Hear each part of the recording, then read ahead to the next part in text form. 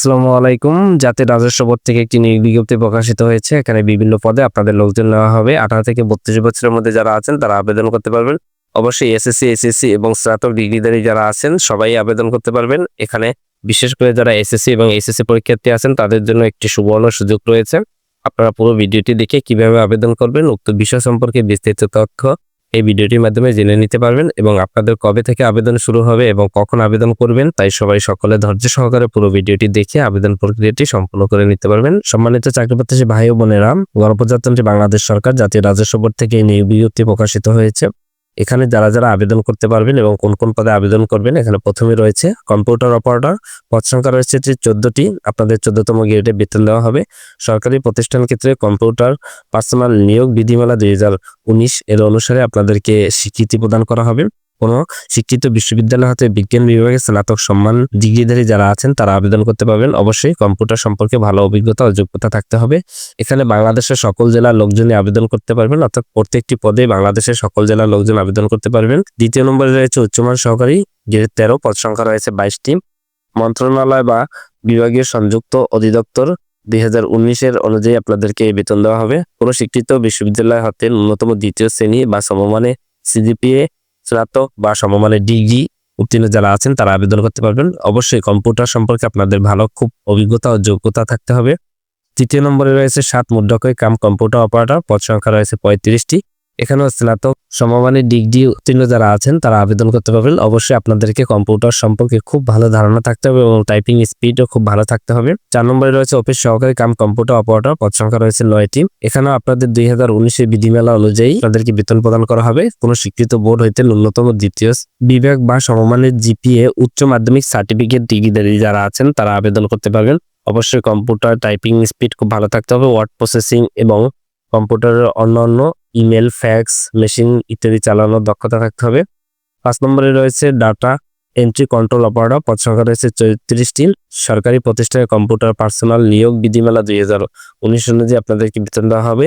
এখানে উচ্চ মাধ্যমিক সার্টিফিকেট বা সমমানের পরীক্ষায় উত্তীর্ণ যারা আছেন তারা আবেদন করতে পারবেন। কম্পিউটার মুদ্রাক্ষরে প্রতি মিনিটে বাংলায় 20টি এবং ইংরেজিতে 20টি শব্দ লেখার আপনাদের টাইপিং স্পিড থাকতে হবে। এবারে রয়েছে অনলাইনের আবেদন ফর্ম পূরণ। পরীক্ষা সংক্রান্ত ক্ষেত্রে নিম্নবর্ণিত শর্তাবলী অবশ্যই এগুলো আপনাদেরকে জেনে নিতে হবে। আপনি কিভাবে অনলাইনে আবেদন করবেন।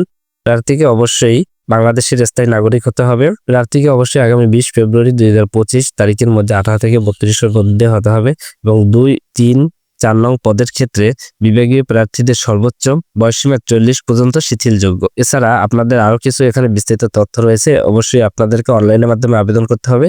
অনলাইনের মাধ্যমে আবেদন প্রক্রিয়া আগামী 11 ফেব্রুয়ারি 2025 তারিখ সকাল 9টা থেকে আগামী 20 ফেব্রুয়ারি 2025 রাত 12টা পর্যন্ত চলমান থাকবে। উক্ত সময়ের মধ্যে আপনাদেরকে আবেদন করতে হবে এবং আবেদন করার 72 ঘন্টার মধ্যে আপনাদেরকে অনলাইনের পরীক্ষার ফি জমা দিতে হবে। পরীক্ষার ফি জমা দেওয়ার পরে আপনি নির্ধারিত সময়ের জন্য অপেক্ষা করতে হবে। পরবর্তীতে আপনাকে SMS এর মাধ্যমে জানিয়ে দেওয়া হবে কবে আপনার পরীক্ষা হবে এবং পরীক্ষার পরে মৌখিক এবং ব্যবহারিক পরীক্ষার জন্য আপনাদেরকে কি কি কাগজপত্র লাগবে তো বিষয় সম্পর্কে বিস্তৃত তথ্য এখান থেকে একটু জেনে নিতে পারবেন। অবশ্যই ধৈর্য সহকারে পুরো ভিডিওটি দেখবেন।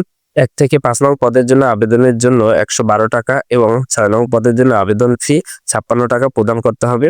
অবশ্যই এটি টেলি যোগাযোগ সিমের মাধ্যমে আপনাদেরকে প্রদান করতে হবে। আবেদনের 72 ঘন্টার মধ্যে এটি প্রদান না করলে আপনার আবেদনপত্রটি বাতিল হতে পারে। তো এখানে রয়েছে আপনি কিভাবে SMS এর মাধ্যমে আবেদন করবেন উক্ত বিষয় সম্পর্কে এখানে বিস্তারিত দেওয়া রয়েছে। আপনারা চাইলে এখান থেকে দেখে আবেদন প্রসেসটি সম্পূর্ণ করে নিতে পারবেন। এবারে রয়েছে আপনাদের লিখিত পরীক্ষার পরে ব্যবহারিক পরীক্ষা এবং মৌখিক পরীক্ষায় কিভাবে বাছাই করা হবে উক্ত বিষয় সম্পর্কে বিস্তারিত তথ্য এখানে দেওয়া রয়েছে। অবশ্যই এখানে আপনাদের যে যে কাগজপত্রগুলো সাথে আনতে হবে তা দেখে নেবেন। প্রার্থী যাচাই ক্ষেত্রে অবশ্যই প্রার্থীকে মৌখিক পরীক্ষার সময় উক্ত কাগজপত্রগুলো নিয়ে আসতে হবে। প্রার্থীকে সকল শিক্ষাগত যোগ্যতার সনদ, প্রার্থীর ইউনিয়ন পরিষদ বা ওয়ার্ড কাউন্সিলরের প্রতি স্থায়ী নাগরিক সনদ, প্রথম শ্রেণী গেজেট কর্মকর্তা কর্তৃক প্রদত্ত চারিত্রিক সনদ, সকল কোঠার দাবি সমর্থনে প্রার্থীকে যথাযথ কর্তৃপক্ষের প্রদত্ত সনদ, জাতীয় পরিচয়পত্র বা জন্ম নিবন্ধন সনদ, অনলাইনে প্রমাণিত আবেদন কপি, মুক্তিযোদ্ধা বা শহীদ মুক্তিযোদ্ধা বীরাঙ্গনা সন্তানদের ক্ষেত্রে তাদের প্রমাণপত্র, ক্ষুদ্র নৃগোষ্ঠীদের ক্ষেত্রে তাদের প্রমাণপত্র, লিখিত মৌখিক পরীক্ষার তারিখ ও সময় পরিবর্তন হলে জাতীয় রাজস্ব বোর্ডের মাধ্যমে আপনাদেরকে বিস্তারিত তথ্য জানিয়ে দেওয়া হবে ও কোঠা নির্ধারণের ক্ষেত্রে সরকার কর্তৃক জারিকৃত সর্বশেষ বিধিমালা প্রযোজ্য হবে। এখানে আপনাদের যদি কোনো পরিবর্তন আসে তাহলে অবশ্যই তাদের যে ওয়েবসাইট রয়েছে রাজস্ব বোর্ডের সেই ওয়েবসাইটের মাধ্যমে আপনারা বিস্তারিত তথ্য জেনে নিতে পারবেন। তো এই ছিল নিয়োগ বিজ্ঞপ্তি। এছাড়া রাজস্ব বোর্ডের কোনো চাকরি সংক্রান্ত বিজ্ঞপ্তি সম্পর্কে জানতে হলে, সরকারি বেসরকারি চাকরি সংক্রান্ত বিজ্ঞপ্তি জানতে হলে অবশ্যই আমার এই ছোট ইউটিউব চ্যানেলটি পাশে থাকবেন।